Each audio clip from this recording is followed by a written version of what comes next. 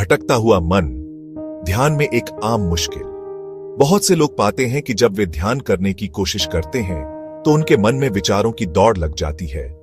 वे stillness चाहते हैं, लेकिन चिंताओं, योजनाओं और यादों के बवंडर का सामना करते हैं। यह अनुभव आम होते हुए भी ध्यान करने वालों के लिए निराशाजनक हो सकता है।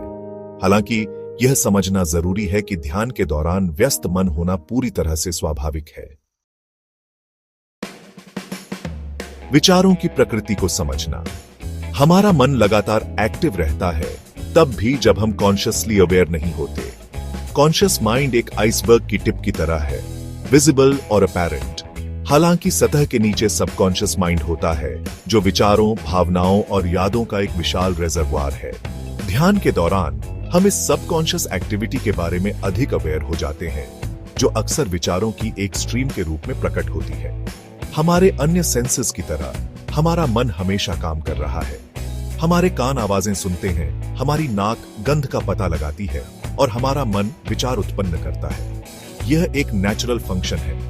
इन विचारों का विरोध करने से केवल टेंशन पैदा होता है। जब हम ध्यान करते हैं तो हम अपनी सुनने की सेंस से नहीं लड़ते। इसी तरह हमें अपने विचारों से नहीं लड़ना चाहिए। बैकग्राउंड नॉइज की तरह विचारों को अपनाना। कल्पना कीजिए कि आप एक शांत पार्क में बैठे हैं। आप पक्षियों को गाते हुए, बच्चों को हंसते हुए और शायद दूर से एक कुत्ते के भौंकने की आवाज सुन सकते हैं।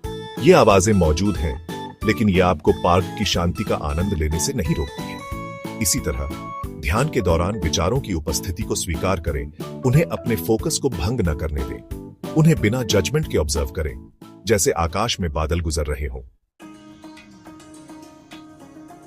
ध्यान, डिस्ट्रैक्शंस के बीच फोकस की ट्रेन।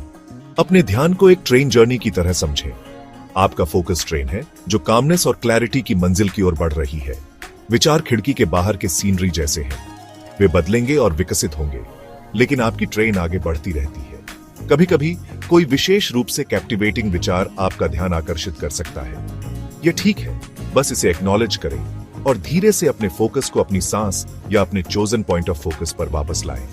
ध्यान एक प्रैक्टिस है और किसी भी स्किल की तरह इसके लिए धैर्य और कंसिस्टेंसी की आवश्यकता होती है।